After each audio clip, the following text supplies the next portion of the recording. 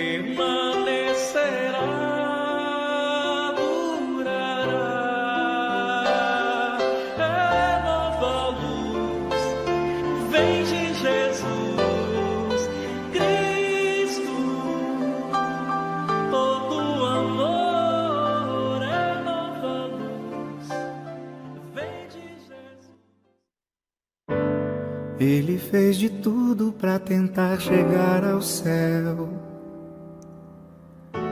Superou a dor, se sacrificou, se entregou. Olhando o caminho, enfim, um dia percebeu. Entendeu a história, compreendeu na hora. Alguns alcançarão a glória, outros não.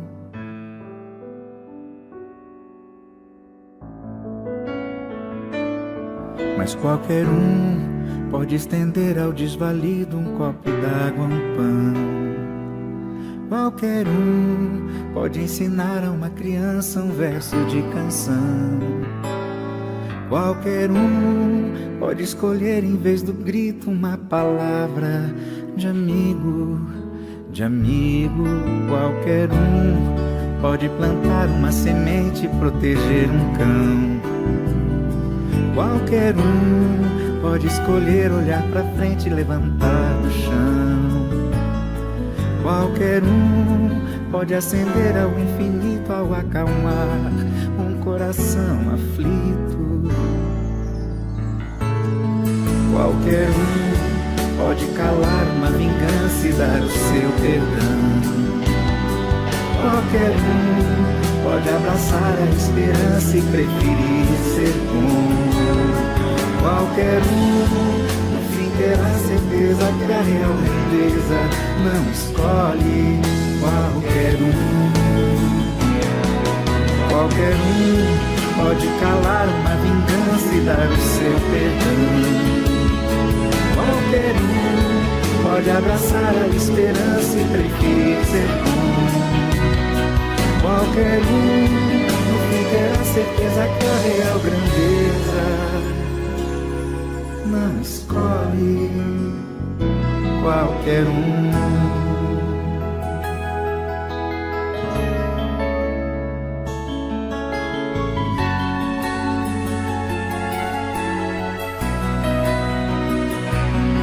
Qualquer um, no fim, terá certeza que a real grandeza não escolhe qualquer um.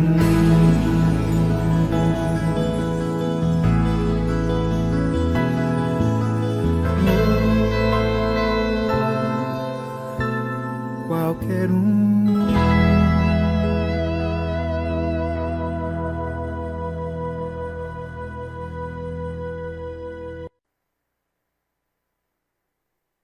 Aqui já estão me ouvindo? Bom dia, meus queridos. Que a paz de Jesus esteja com todos. E vamos aqui aproveitar essa manhã maravilhosa, né, que nos fez sair de casa com esse solzinho agradável, aquecendo o nosso corpinho. E agora vamos aquecer a nossa alma aí com conhecimentos trazidos por essa manhã pelo nosso amigo Mauro. Mas, antes disso, eu gostaria de fazer só um pedido, que nós estamos sempre necessitando de doações para o bazar. Nós estamos vivendo um momento frio, Teresópolis é bem frio, né? Então, assim, o que tiver assim, disponível de um ano para o outro, que sempre fica com um certo probleminha, a gente já enjoou dele, né? O que tiver de casaco, de roupa, pode ser até de utensílios, né, Lucia? Utensílios de casa, o que for necessário assim que esteja assim acumulando no armário, por favor, lembrem do Aristide Silva e do bazar daqui, das pessoas que precisam repartir essas coisas materiais, né? Porque a gente vive num mundo que a gente tem que utilizar coisas materiais também. Bom, diante disso, né, conto com a colaboração de todos. Bem, nós vamos ler hoje a página inicial, Tocando o Barco com Emmanuel, né? Perdão e trabalho. Não te despreocupes do trabalho do bem, se desejas alcançar a própria tranquilidade em nível superior. Realmente, o Pai misericordioso perdoa as nossas faltas, todavia, não à maneira de um ditador terrestre que espalha favores e privilégios, segundo os próprios caprichos, mas sim oferecendo-nos recursos substanciais de restauração imprescindíveis ao reajuste. É por isso que a reencarnação, significando o retorno do passado obscuro ou delituoso, é também imposição do trabalho reconstrutivo.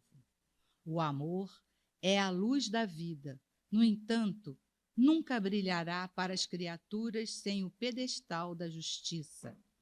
Se fizestes a alguém, procura o bálsamo. Se feristes a alguém, procura o bálsamo que cicatrize as chagas de teu irmão, enquanto te encontras no caminho com ele na terra. Se perturbastes a paz do próximo, diligencia a corrigenda precisa, enquanto a possibilidade de reparação te facilita os próprios passos. Felicita? Facilita também, gente. Sempre mais, desculpa, Emmanuel, sempre mais difícil encontrar, além da morte, os dons menosprezados pelo próprio relaxamento. A vida física é a escola onde somos situados, transitoriamente, uns à frente dos outros, para a recuperação de nós mesmos nos alicerces das leis divinas. O perdão, sem trabalho expiatório ou sem sacrifício regenerador, é simples utopia. Ergue-te para a vida, busca a privilegiada posição de quem compreende e auxilia, e elege o trabalho no bem por diretriz incessante.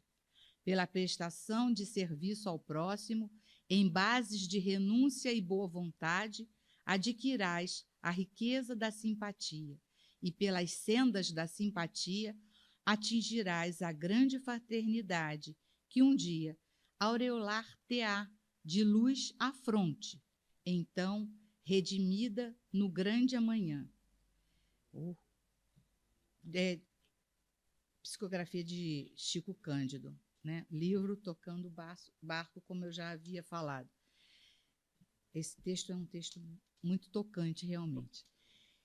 Então, vamos aqui, para não delongar muito, e o nosso amigo aqui ter um tempo maior, a nossa prece inicial.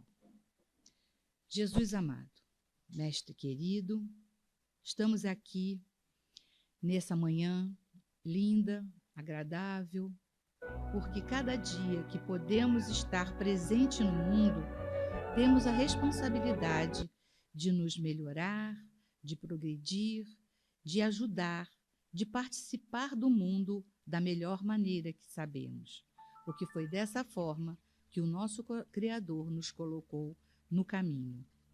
E através dessas nossas buscas incessantes pelo caminho correto, é que precisamos de estar juntos uns aos outros, ombreados no bem, para que possamos modificar a nós mesmos e modificar o mundo à nossa volta.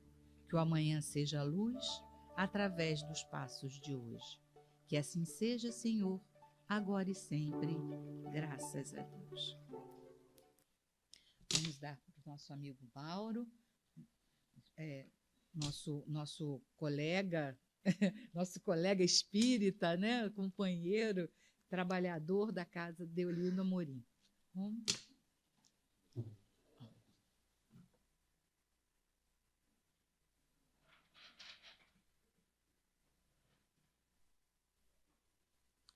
Queridos amigos, muito bom dia para todos. Que a paz de Jesus seja conosco.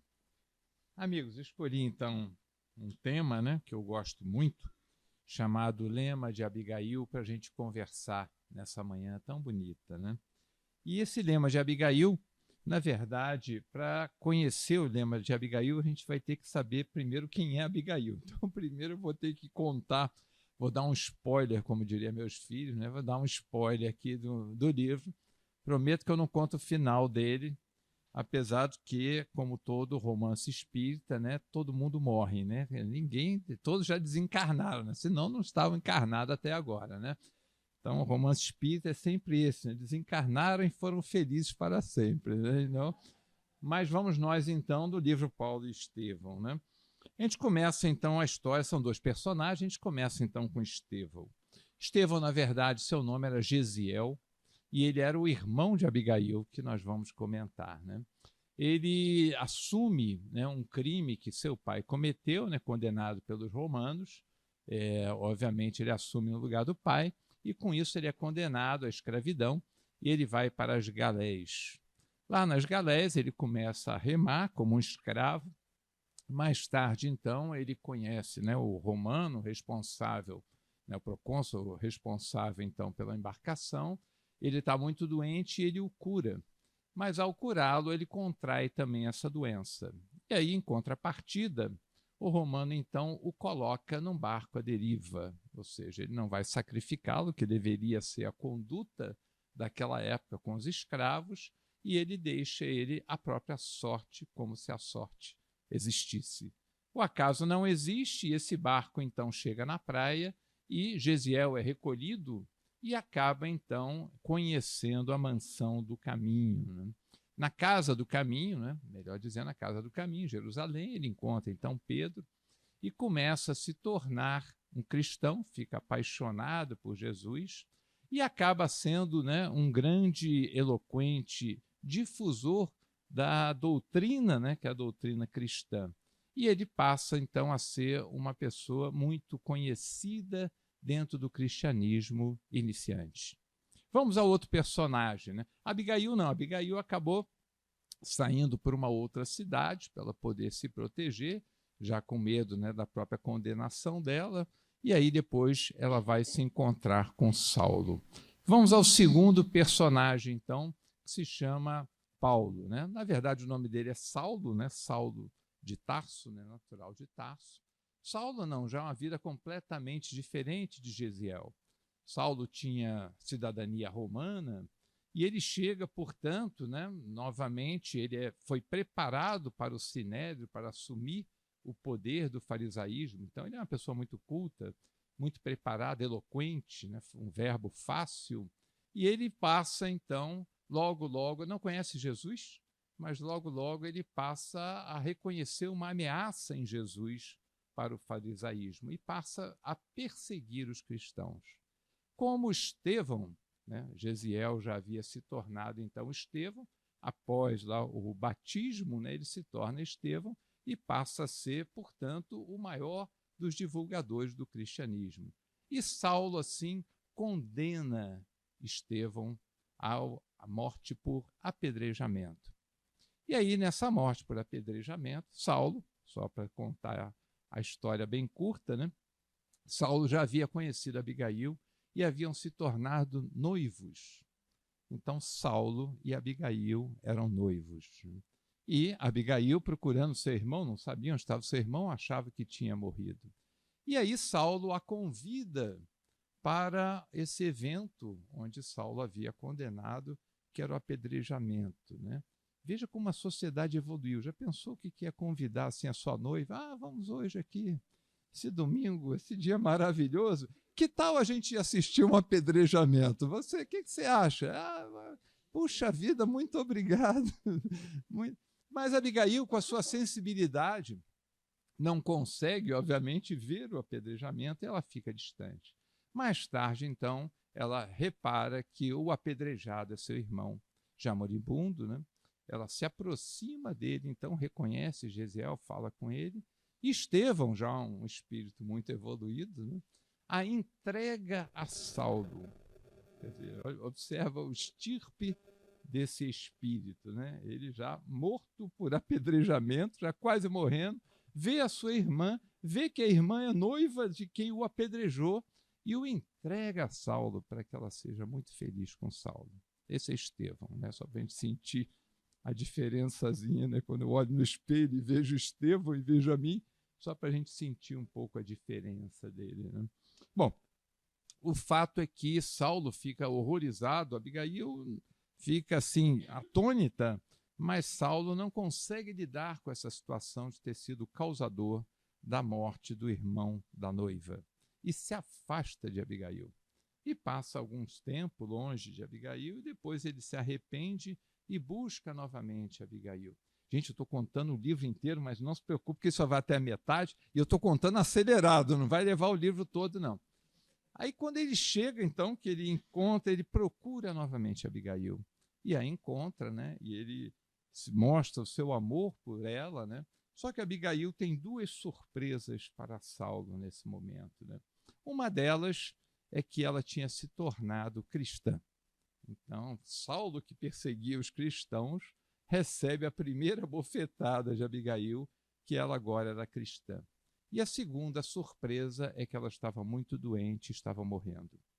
E Saulo, mais uma vez, fica perplexo, horrorizado com a vida, foge novamente, né? E nessa fuga, então, ele continua a perseguir os cristãos, vai para a estrada de Damasco, à busca de Ananias, para prender Ananias, e aí vocês sabem, né? Ele vê, então, a figura de Jesus, Jesus aparece para ele, né? Eu sempre brinco que ele cai do cavalo, literalmente, né? Caiu do cavalo realmente, e aí ficou nessa imagem, né? Jesus, Saulo, Saulo, por que me persegues? E aí Saulo toma uma outra vida. Nessa outra vida, então, ele recebe os escritos da mão de Gamaliel, né? Os escritos de Levi, é um proto-evangelho de Mateus, e ele vai, então, para o deserto. Ele vê que ele não está preparado e vai estudar. Passa 3 anos, né, 1000 dias no deserto, estudando com um casal, né, Áquila e sua esposa Prisca, né, estudando o Evangelho. Ao retornar, ele busca as sinagogas para dizer que Jesus é o Messias. Obviamente, a hora que ele busca a sinagoga, ele é expulso das sinagogas, também as pessoas tentando apedrejá-lo, e aí começa a lei de ação e reação que André Luiz sempre nos fala, né? Desse apedrejamento ele foge e busca então Jerusalém. Então agora ele vai buscar Pedro na casa do caminho. Mas os cristãos estão muito atônitos com a presença de Saulo, né, o grande perseguidor deles, acha que aquilo pode ser um ardil e ele também não consegue ficar em Jerusalém. E ele sai então e busca a casa do seu pai, né? Chega na casa do seu pai em Tarso, e em Tarso ele encontra seu pai, e seu pai fica muito feliz em encontrá-lo, e fica, puxa, filho, me disseram que você tinha ficado maluco. Ele fala, não, pai, eu sou cristão. E a hora que ele fala isso, seu pai não aceita muito bem essa realidade, e ele é expulso de casa. Neste momento, expulso já de todos os lugares, expulso das sinagogas, expulso dos cristãos, expulso da casa de seu pai, ele busca, já com a doença, né, já muito debilitado, né, pelo corpo físico, pelos 1000 dias no deserto, ele busca uma estalagem que seu pai tinha lhe dado esse dinheiro para ele se hospedar, e aí ele busca na estalagem, dorme e sonha com Abigail. Então, para quem acha que terminou a palestra, na verdade o estudo vai começar agora. Ele sonha com Abigail, encontra com Abigail e Estevão, e aí se dá esse diálogo que nós vamos ler, que surge o lema de Abigail. Abigail lhe dá 4 conselhos, e esses 4 conselhos é que nós vamos estudar nessa manhã. Primeira pergunta de Saulo, né? O que fazer para adquirir a compreensão perfeita dos desígnios do Cristo? Ama, respondeu Abigail espontaneamente, né? Então, ama é o primeiro dos conselhos que ela dá para Saulo. Saulo está perdido. Observa que ele está sem rumo, não sabe nem para onde vai. Abigail lhe dá esse rumo com esses 4 conselhos. Então, primeiro, o que fazer, né, para adquirir essa compreensão? O que o Cristo quer de mim? E aí esse é o primeiro conselho de Abigail. Ama. Então, ama Não é fofinho? Quando a gente olha assim, né? A gente olha assim, que gracinha, né? É um convite ao amor, não é?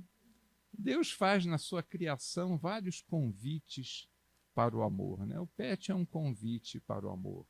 Ele vai nos transmitir essa sensação de lealdade, de fidelidade, de carência, de necessidade de amparo. Então, é um empurrão para a gente amar, né? Com certeza. Mas nós temos outras formas também de amar os animais, né?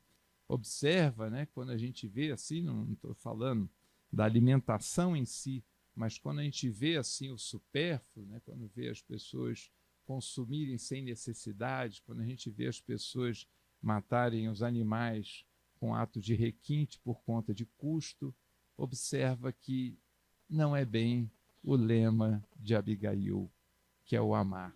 Então, o animal, que também é um convite para o amor, ele também é um convite em todas as nossas frentes de amar. Ama a natureza, né? Que beleza a imagem dessa praia, né? Ainda mais para a gente aqui de Teresópolis, né? Dá vontade, né, da gente ir lá para a praia. Mas que beleza a natureza. A natureza é um convite ao amor o tempo todo, né? Olha o sol lá fora, que coisa linda.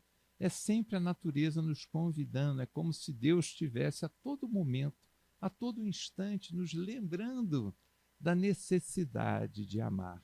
E ele cria quadros, e às vezes a gente passa por esses quadros, né? Às vezes a gente é capaz de ir no museu ver um quadro e passa por esse quadro muito mais belo da natureza, sem perceber aquela beleza que é o convite ao amor que Deus está nos fazendo. Mas, quando a gente começa a amar a natureza, a gente também começa a entender que tem pessoas que estão deficientes. Por exemplo, eu botei o deficiente visual. E a gente começa a amar essas pessoas exatamente porque elas não têm essa capacidade que a gente tem de ver na sua plenitude, né? Aí você começa, então, a amar os deficientes visuais. Mas se você estender isso metaforicamente para pessoas que têm uma deficiência e não conseguem ver a vida como você, você vai começar a amá-los também. Por quê? Porque eles não têm a capacidade que você tem de ver a vida de uma forma diferente.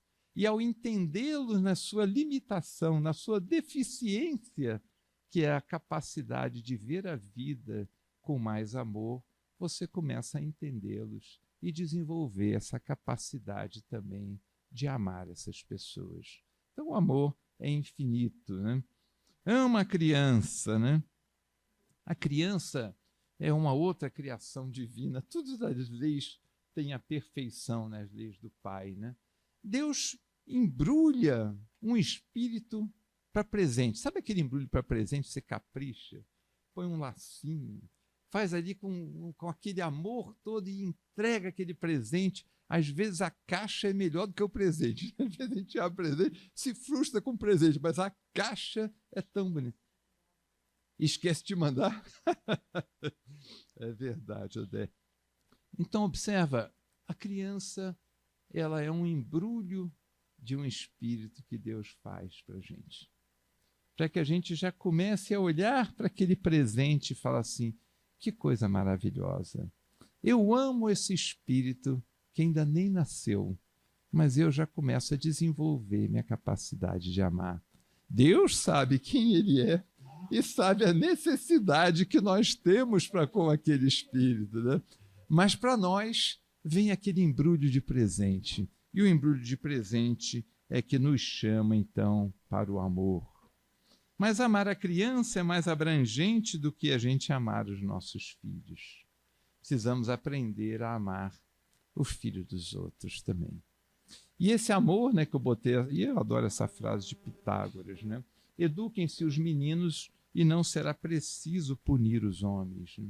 Se a gente enxergar esses delinquentes hoje como crianças, qual é a diferença deles para os meus filhos criança? Né? Qual é a diferença deles? É a capacidade que eu tive de amá-los. Um estava próximo a mim e eu os amei intensamente enquanto estavam comigo. Os outros eu não conheci e ficaram distantes e foram criados com o desamor. E a criação com desamor leva ao desamor. Se a gente passa a entender esse mecanismo, faz com que a gente desenvolva essa capacidade de amar, mesmo aqueles que nos agridem.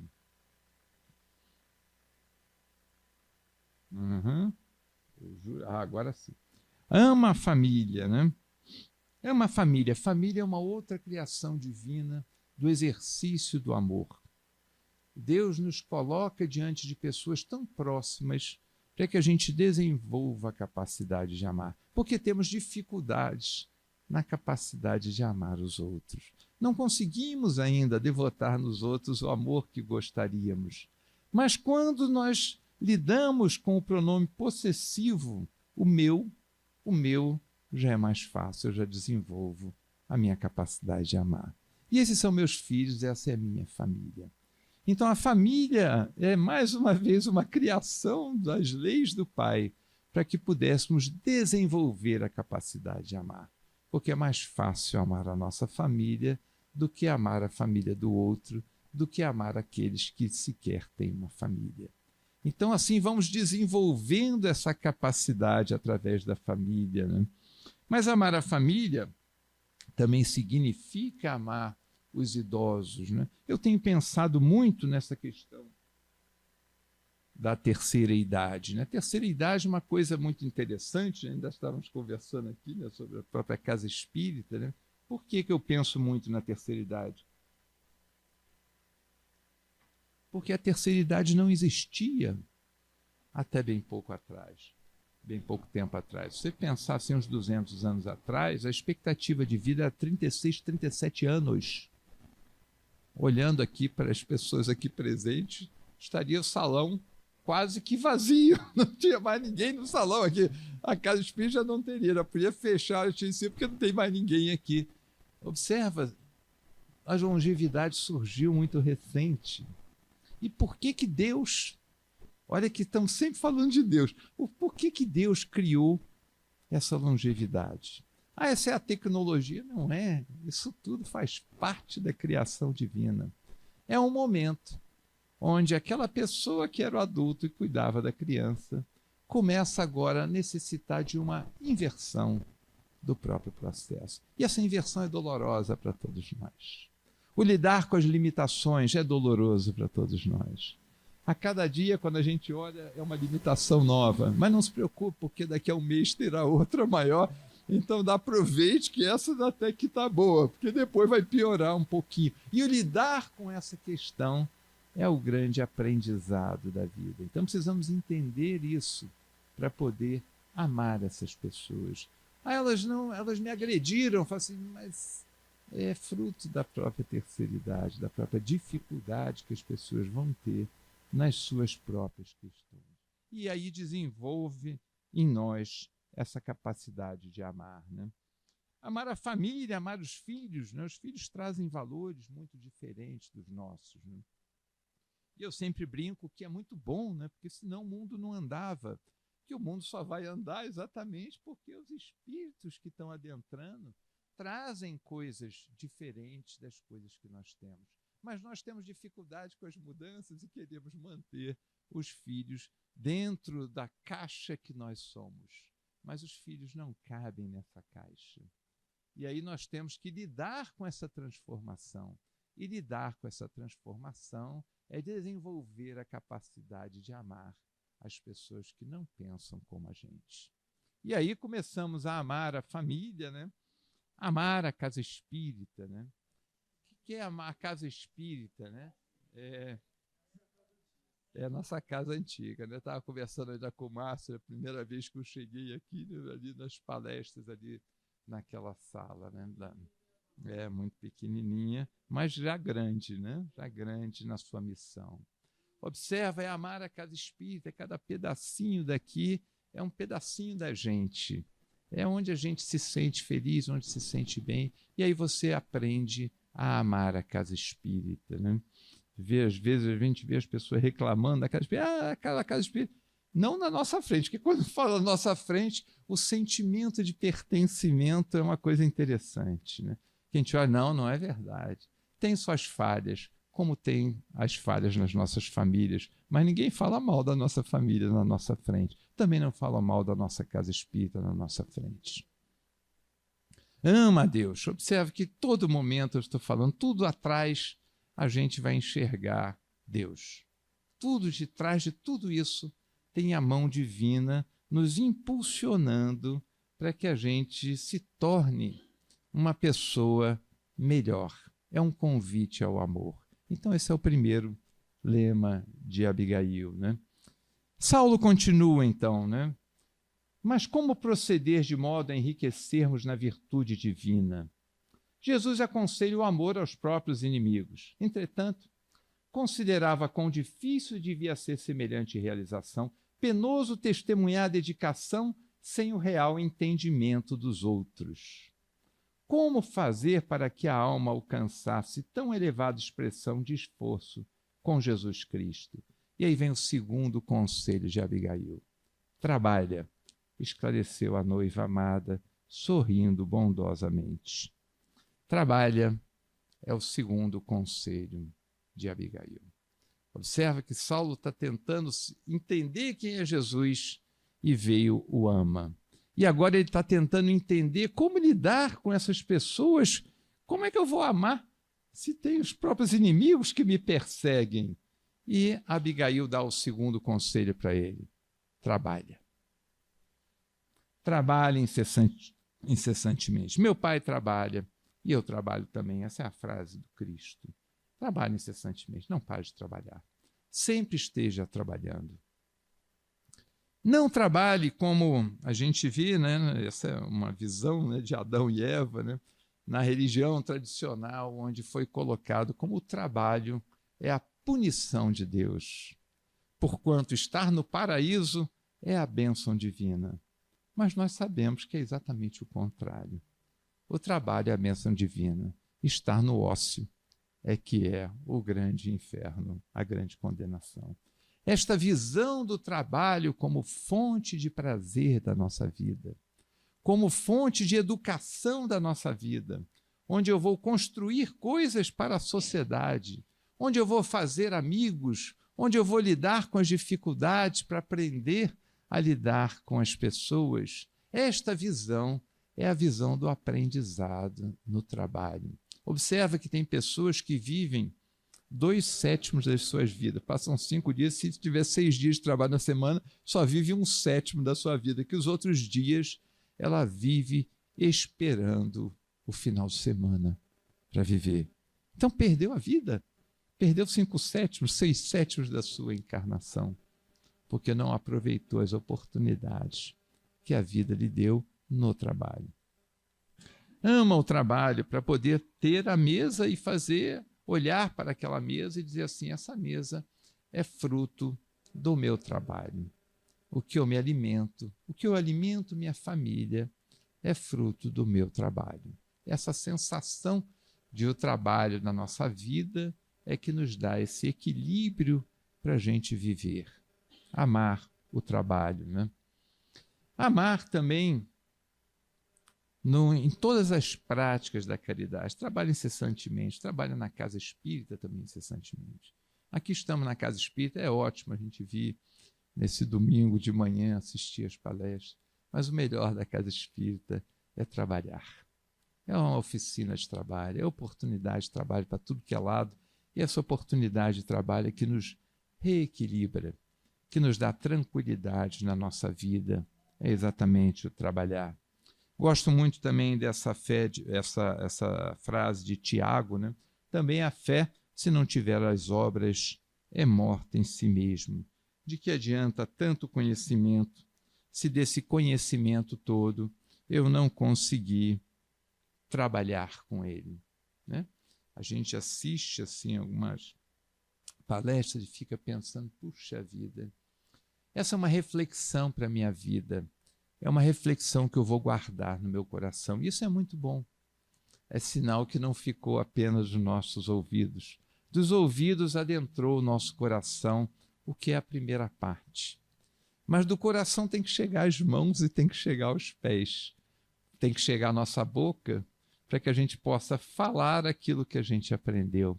a gente possa, com as mãos, abraçar, carinhar, enxugar as lágrimas das pessoas, que possam chegar aos nossos pés para que nos levem aonde tenha um necessitado, onde tem alguém precisando da gente. Então, chegar ao coração é muito bom, mas chegar aos pés, às mãos e à boca é melhor. Trabalha incessantemente. Trabalha na caridade, né? Essa é uma outra frase que eu botei de Saint-Exupéry, né, do Pequeno Príncipe, né? Tu te tornas eternamente responsável por aquilo que cativas, né? Vocês sabem que eu adoro o Pequeno Príncipe, né? Eu tive a oportunidade de fazer estudo aqui do Pequeno Príncipe, né? Então é maravilhoso, né? Tu te torna eternamente responsável por aquilo que cativa. Observe que todas essas relações que nós temos, elas nos conduzem para a eternidade. A gente faz aqui relação, a gente estava comentando ainda antes de começar, sempre que eu venho aqui no Estúdio Silva, eu vejo pessoas que eu não vejo há muito tempo. Então a sensação é sempre uma sensação de reencontro de amigos, que é uma coisa maravilhosa. Observe que são relações que a gente faz para o futuro. Não estou falando dos meses que a gente ficou sem vir. Estou falando de depois de desencarnar que a gente vai se encontrar. São relações para o futuro. Então, a prática da caridade é você granjear amigos para o futuro. É você criar a sua família espiritual do futuro. É trazer pessoas para próximo do teu coração. Então, uma oportunidade da vida. A caridade é uma oportunidade para ampliar a nossa família espiritual. Trabalha incessantemente, né? Trabalha ajudando as crianças, né? Quantas, né, nossas ligações todas com o orfanato, com as casas de passagem, né? Quanta importância da gente trabalhar a criança. Hoje conversamos tanto sobre essa questão da criança, né? A evangelização infantil, né? Você poder ajudar a que a alegria, às vezes a gente encontra depois as pessoas, né, já adultas, né, e a gente vê que daquela pessoa adulta, parte dela, parte do que ela é, fomos nós que colocamos na evangelização infantil. Que sensação maravilhosa! Você olhar para uma pessoa adulta e entender que uma parte dela foi você que criou, né? A evangelização é uma coisa maravilhosa.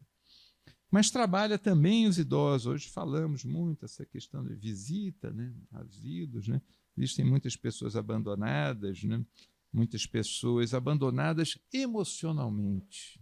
Às vezes dentro de casa, às vezes as pessoas falam muito, discutem essa questão de asilo em casa, né? Eu não discuto essas questões do aonde. Eu discuto qual é o sentimento que você tem daquela pessoa. Se ela está dentro de casa ou fora de casa, isso não é importante. O importante é a sua presença e a presença dela no seu coração a todo momento. Essas são as coisas importantes, porque é isso que fica. O que fica não são as cadeiras que a gente está sentando, mas é a relação que nós fazemos.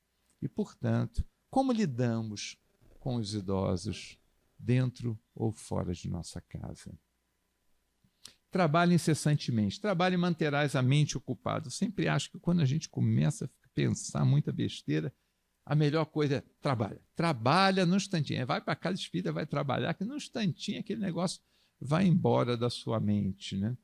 Trabalha dando graças por cada dia, né? Essa é a oração. Senhor, dai-nos o pão de cada dia. Na verdade, o pão é o trabalho. É o trabalho que vai te gerar o pão. Então, o que a gente pede a Deus todo dia? Nos dê a oportunidade de trabalho, todo dia, né? Isso é um lema de Kardec, né? É estranho porque as pessoas não conhecem muito de obras póstumas, né? Trabalho, solidariedade, tolerância, né? Uma tríade que Kardec coloca, né? Apenas rogue a Deus para que lhe permita trabalhar no dia de hoje para obter o pão nosso de cada dia, né? Como nós comentamos. Continua, então, Saulo de Tarso, já falei agora do trabalho.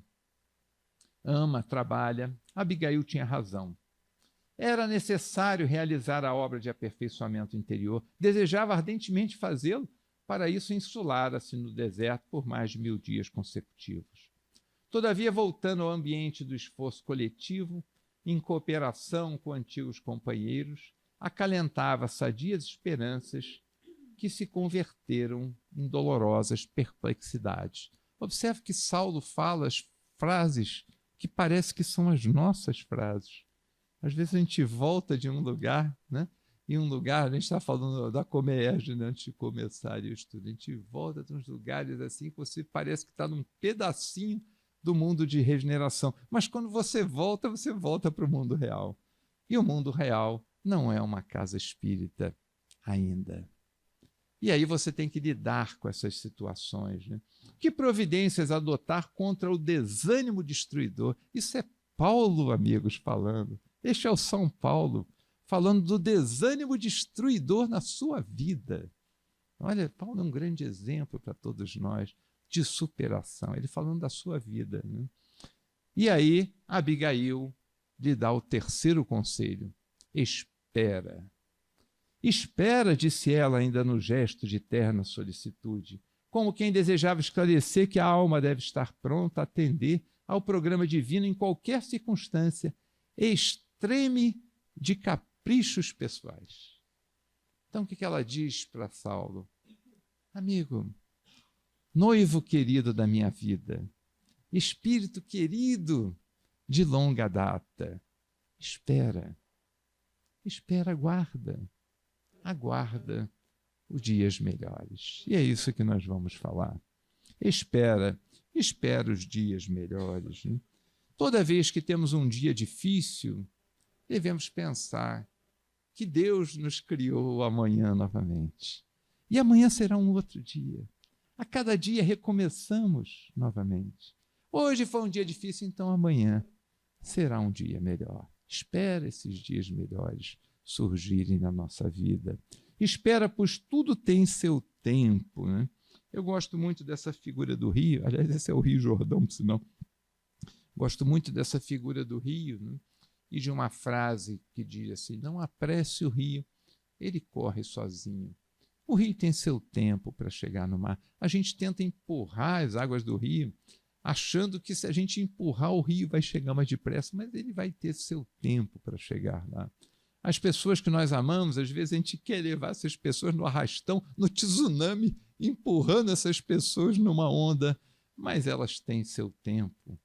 E o seu tempo é o tempo que o rio vai correr para o mar. A certeza que nós temos é que o rio vai correr para o mar. Essa é a certeza. Essa é a questão da fé. A fé é acreditar que o rio corre para o mar. O tempo que ele vai levar, o rio tem suas sinuosidades, tem suas curvas e tem o seu tempo, né? Então espera, pois tudo tem o seu tempo, né? Espera a tempestade passar, né?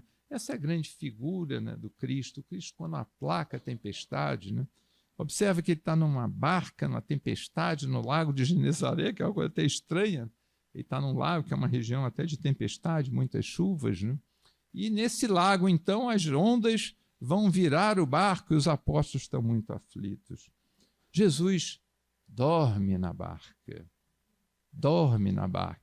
Imagino eu que ele está com um olho aberto, o outro fechado, né? Só vendo assim, para ver o que essas pessoas vão fazer. Até onde vai a fé dessas pessoas, dessa galera aí? Até onde vai a fé dessa galera?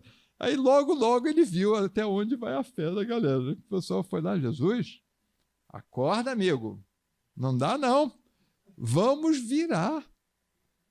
Deu ruim. Bem colocado, Luci. Deu ruim. Vai virar esse negócio. E Jesus levanta e diz para a tempestade: para. E a tempestade parou. Esta visão do Cristo mandando a tempestade parar é a visão da nossa vida. É a gente olhar os momentos de tempestade e pensar em Jesus falando: para, e ela para. Eu estou diante de uma prova difícil. Vença a prova, tirando as lições da prova. Porque depois de tirar as lições, aí essa é a parte do Cristo, a tua parte é o aprendizado. A parte do Cristo é dizer: para, e a tempestade para, amigos. Esta é a questão de fé. Espera pela justiça divina. Essa é uma outra coisa. A sociedade moderna busca muito essa justiça dos homens, né? E a gente vai para casa com aquele sentimento de injustiça. Isso foi injusto. É verdade, mas não para Deus. a certeza de que isso é uma justiça divina que tem por trás, então espera a justiça divina. Por que essa aflição pela justiça dos homens? Porque esse episódio é apenas uma oportunidade de aprendizado para as pessoas, para que as pessoas se tornem mais justas, porque esse é o futuro, mas esse ainda não é o nosso presente. E para nós termos essa sensação de justiça, a vida cria essas oportunidades para nos empurrar, para que a gente aprenda a ser mais justo em tudo que a gente faz. Mas não esqueça, não existe a injustiça, porque Deus está no comando. Então espera, você quer muito, foi uma injustiça que ocorreu contigo, aprende com ela e espera a justiça divina, porque Deus é justo. Espera o amanhã, espera pelo reconhecimento dos outros, consolando-te que a injustiça muitas vezes é tua amiga na proteção, a tua vaidade. Essa necessidade que a gente tem do reconhecimento dos outros é uma coisa muito interessante, né? Que a gente faz as coisas, mas espera um retorno das pessoas sobre aquilo que a gente fez. Mas, infelizmente, nem sempre as pessoas reconhecem essa tua boa intenção, né? Uma vez meu filho, né, um dos 3, né, chegou para mim e falou assim: pai, você não devia se preocupar com o que os outros estão pensando. Você devia se preocupar se o teu ato tinha uma intenção boa. Olha que coisa interessante. Eu já estou naquela fase que a idade, estou para aprender com os filhos. Tem que aprender com os filhos alguma coisa antes de desencarnar, né? Mas olha que frase interessante. Você não deve estar preocupado com o que os outros estão pensando. A questão é, você fez isso por amor? Você fez isso com uma boa intenção? Então as pessoas vão entender ou não, se não tiverem ainda no seu tempo de entender. Mas o que te faz dormir tranquilo é se você tinha a boa intenção quando você fez. Espero amanhã, espero na certeza que sois deuses predestinados à perfeição e mais pura felicidade. Mas espera trabalhando. Espera, mas espera trabalhando. Tem algumas pessoas que esperam, mas esperam realmente esperando ali. Aí não vai acontecer nada, né? Tem que esperar trabalhando, né? E aí, ouvindo-a, né? Esse é o último dos conselhos, né? Ouvindo-a, Saulo considerou que a esperança fora sempre a companheira dos seus dias mais ásperos. Mas e os homens? Reconhecia que, de fato, a concordância geral em torno dos ensinamentos do Mestre Divino representava uma das realizações mais difíceis no desdobramento do Evangelho. Mas, além disso, as criaturas pareciam igualmente desinteressadas da verdade e da luz. Certo? Tem 2000 anos isso, né? Os israelitas agarravam-se à lei de Moisés, intensificando o regime das hipocrisias farisaicas. Os seguidores do caminho aproximavam-se novamente das sinagogas, né? Aqui ele se refere a Tiago. Fugiam do gentio e submetiam-se rigorosamente aos processos da circuncisão. Onde a liberdade do Cristo, onde as vastas esperanças que o seu amor trouxera à humanidade inteira, sem exclusão dos filhos de outras raças? Concordavam em que se fazia indispensável amar, trabalhar, esperar, entretanto, como agir no âmbito de forças tão heterogêneas? Como conciliar as grandiosas lições do Evangelho com a indiferença dos homens? Abigail apertou-lhe as mãos com mais ternura, a indicar as despedidas e acentuou docemente: perdoa. Em seguida, seu vulto luminoso pareceu diluir-se como se fosse feito de fragmentos de aurora. Perdoa é o último dos conselhos de Abigail. Observa que Paulo assimila bem o ama, o trabalha, espera, mas começa a ter dificuldade com os outros. E nessa dificuldade com os outros surge o último conselho de Abigail: perdoa. Perdoa sempre, né? Perdoa se magoaste alguém, corre e pede-lhe perdão enquanto há tempo, né? Perdoa se privaste alguém de ser feliz, corre e reparte com ele o seu tesouro e encontrarás um tesouro no céu. Perdoa a mão que te feriu, perdoa as palavras que te torturaram como chicote ao tronco diante de todos. e encontrarás a liberdade que tanto procuras. O perdão não é algo do outro para a gente, é algo da gente para o outro. Esse é um aprendizado da vida muito interessante, né? Às vezes a gente tenta se reconciliar com pessoas que se dizem inimigas, e aí quando você busca essa reconciliação, a pessoa diz assim: eu não te perdoo. Mas o fato dela não te perdoar não significa que você não possa perdoá-la, porque o perdão é uma questão sua para com o outro. O que o outro sente por você, o que a gente estava falando, é um atributo do outro. Eu não tenho controle sobre os outros, eu tenho controle sobre mim. Então, a forma com que eu enxergo os outros tem que ser sempre a forma de eu estar pronto, preparado para perdoar. Porque o perdão é o que me liberta. O perdão é libertador, mas ele é libertador para a gente, não é para o outro. Se o outro não perdoou, então o outro está preso.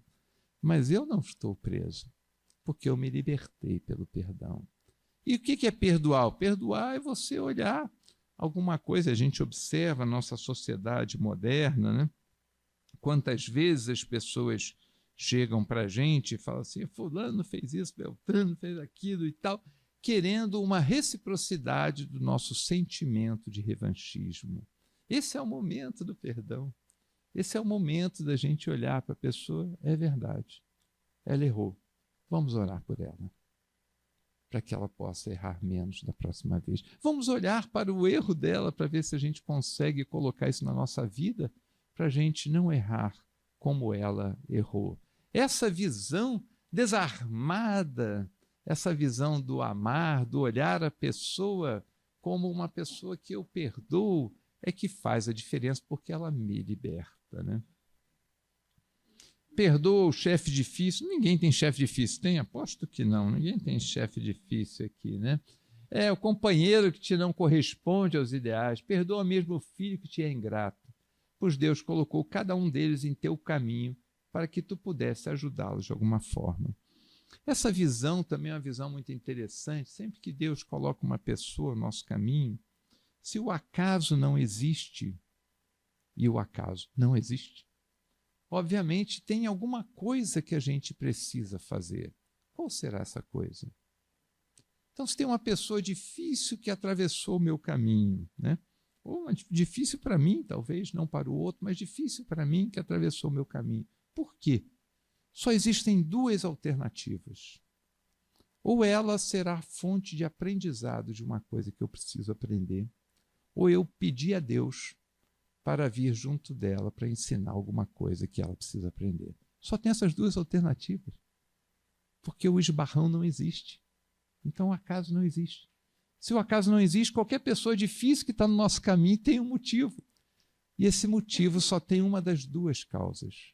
Ou é para meu aprendizado, ou é para que eu ajude essa pessoa no aprendizado dela. A hora que a gente pensar nisso, que a gente colocar isso na nossa prática, na nossa vida, nós seremos outras pessoas.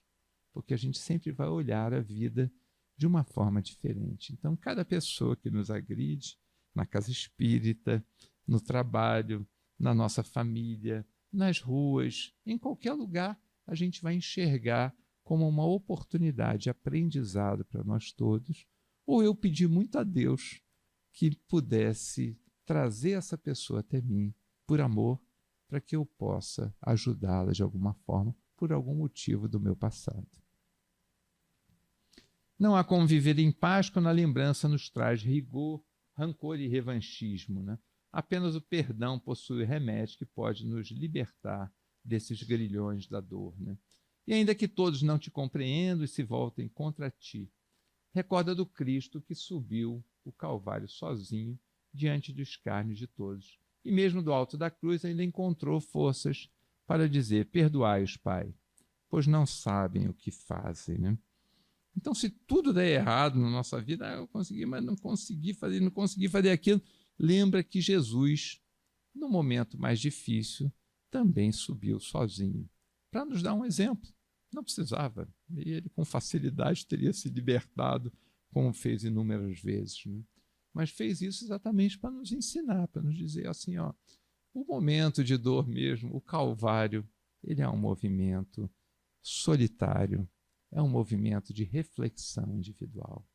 E mais, é o clímax da missão dele. Observa que a última lição de Jesus foi no alto da cruz, foi a última lição dele. Então aquele era o ponto alto da sua missão. Ele estava chegando no clímax da sua missão. E às vezes o Calvário nas nossas vidas também é o ponto alto da nossa vida, que é o momento onde vai nos transformar. É muito difícil a gente se transformar com um dia ensolarado desse, a gente na poltrona vendo TV, é muito difícil a gente se transformar. Mas às vezes vem o aguilhão da dor e nos tira da poltrona e nos remete para o trabalho. E isso faz com que a gente avance mais depressa, né? Então, com certeza, perdoar é o último dos conselhos de Abigail. E esta é a questão. Faz como Paulo de Tarso e aplica o lema de Abigail em tua vida. Ama, trabalha, espera e perdoa. E foi isso que ele fez. Observa que eu a todo momento disse que aquele era o Saulo. E ele se transforma em Paulo de Tarso. Observa que até esse episódio ele continuava Saulo. Observa que ele já era cristão. Observa que ele já tinha estudado o Evangelho. Ele já tinha passado 1000 dias no deserto, meditando sobre o Evangelho, mas ainda era Saulo.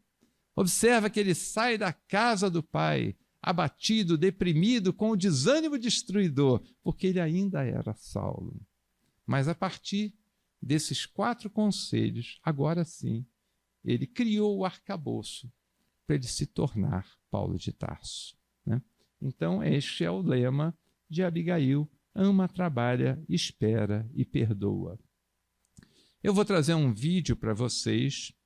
É um vídeo sem som, então não se preocupe, é um vídeo sem som, e a gente vai conversar um pouquinho. Prestem bastante atenção nesse vídeo, por favor.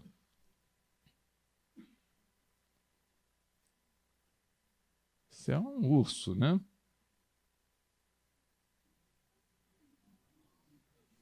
E aí vem o filhotinho da mamãe urso.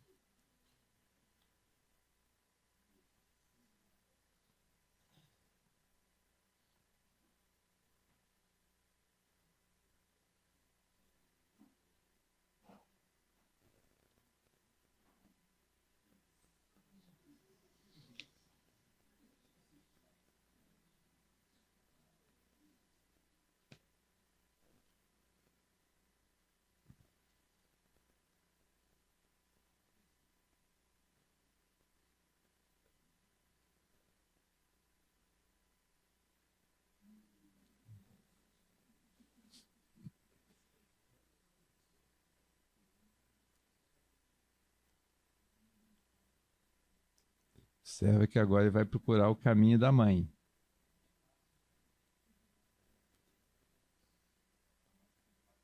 Ó, a mãe ali pertinho, ó.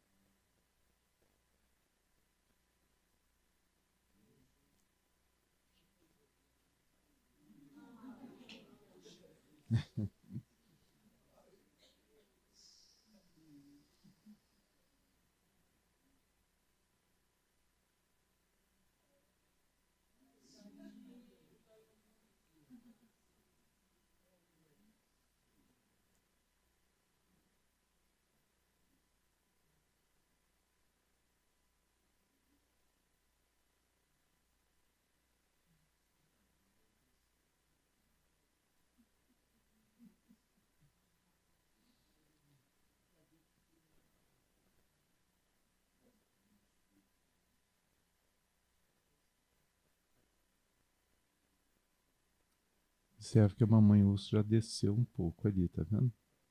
Já não é mais onde estavam as pegadas ali.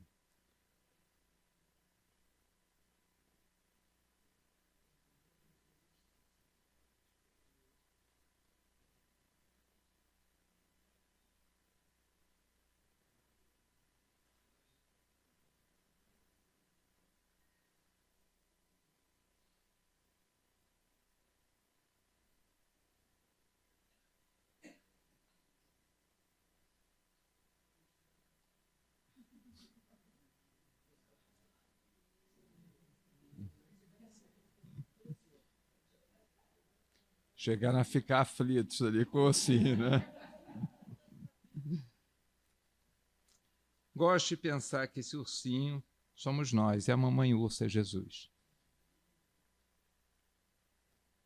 Observe que quando ele para de seguir as pegadas da mãe, ele cai. E assim somos nós com Jesus. Quando a gente para de seguir as pegadas de Jesus, a gente vai cair. Não tem jeito. Jesus, às vezes, tenta nos segurar, mas nem sempre consegue. Observe que naquele momento de aflição, a mãe enfia o braço para tentar pegar o ursinho, mas não deu. E aí Jesus também faz isso com a gente. Às vezes ele está pertinho e tenta segurar a gente, mas lá vamos nós descer ali a neve abaixo ali, né? Ama, agora vamos usar o lema de Abigail, ama, né? Quando nos afastamos demais, Deus nos coloca um limite. Observe que o ursinho ia embora, não tinha mais como voltar. Mas Deus criou o limite. Deus disse para ele, chega de cair, daqui você não vai passar. E colocou a montanha sem a neve para segurá-lo. É a mão de Deus nos segurando. Às vezes a gente vai se afastando, se afastando, se afastando, e tem uma hora que Deus diz assim, chega de cair, basta de cair, eu vou botar uma pedra para essa pessoa não cair mais, por amor. Trabalha. Quanto mais tentamos superar as provas, mais fortes e sábios ficamos. Observe que o grande mérito do ursinho é que ele não desistiu.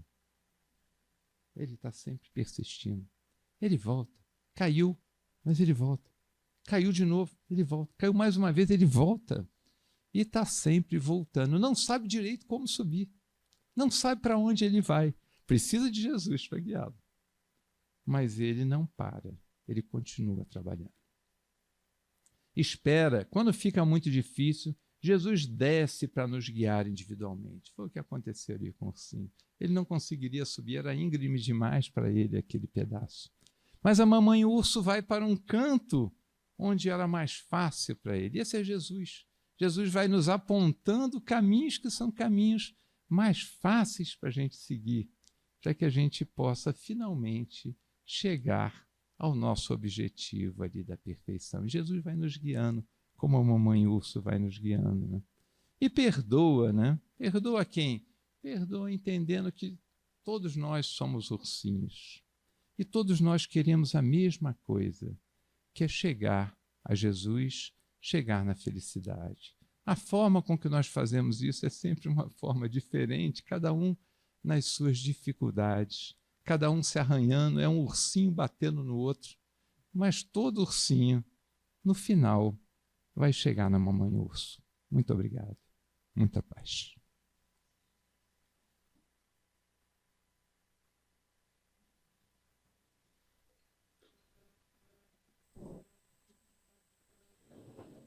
Muito bom. Muito bom mesmo. Tá aberto aqui, gente? Estão me ouvindo bem? Muito engraçado, eu chego na casa, eu sempre fico espiando ali as promoçõezinhas ali. Aí eu vi esse livrinho, assim, nas entrelinhas da doutrina espírita. Estava ali. Estava, né? Porque agora já vou ficar com ele. Luiz Albano Freitas Alves, né? Aí eu abri assim, sem querer, querendo, né, olhar, e me chamou a atenção essa frase assim: o reino de Deus não é uma construção imediata, exigindo esforço e luta para a sua edificação no nosso mundo interior. Procura com a educação de seu pensamento que irá moldar as suas emoções, seus sentimentos. Então, eu acho que tem tudo a ver aqui, né, com a nossa... Porque o acaso não existe, você futuca as coisas vêm para você. Então, foi isso aqui. E agora eu vou, assim, pedir ao Mauro, se eu posso abusar um pouquinho, para fazer a palestra, a prece final, que já está na energia. Pode fazer onde você achar mais conveniente.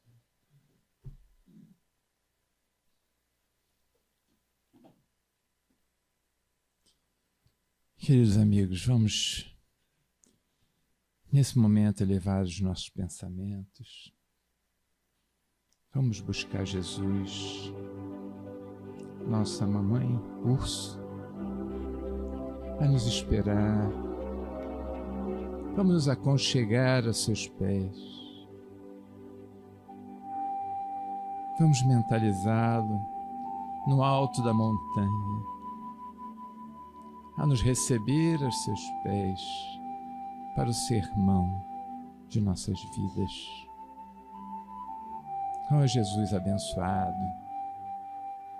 que Tu sejas sempre a bússola que nos guia diante dos desertos sem fim, quando não enxergamos o oásis que tanto buscamos.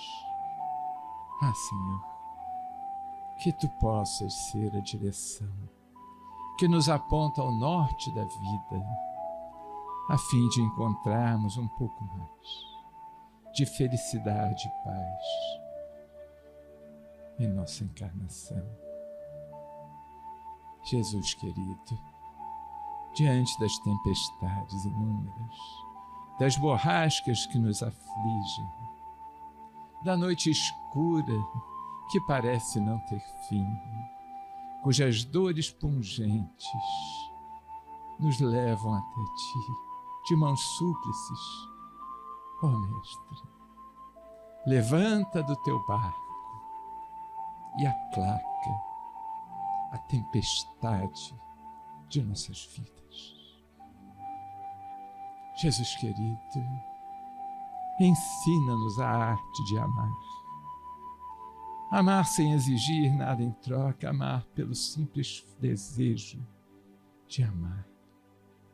Ensina-nos, Mestre amigo, o trabalho incessante, para que nossas mãos sejam as Tuas mãos, a abraçar, a enxugar lágrimas, que possamos nos transformar em exemplo do Teu trabalho. Mas dá-nos a paciência, Jesus, no esperar melhores dias, no esperar a justiça, nos esperar a chegada dos outros, entes tão queridos de nossas vidas, nossos amores. Ó Jesus, ensina-nos a arte de esperar, porquanto a vida tem o seu tempo. E por fim, Mestre, ensina-nos a perdoar aqueles que ainda não entendemos, a perdoar a mão que nos aflige, que ainda empunha as espadas da vida. Ensina-nos a mostrar a espada enterrada na bainha, como fizeste com a própria cruz, no seu último exemplo para todos nós. Ó Jesus, ensina-nos a perdoar nosso irmão, nossos futuros amores, porquanto um dia estaremos todos nós unidos a Ti, num só rebanho, num só pastor. Que a Tua paz seja conosco, agora e sempre. Que assim seja.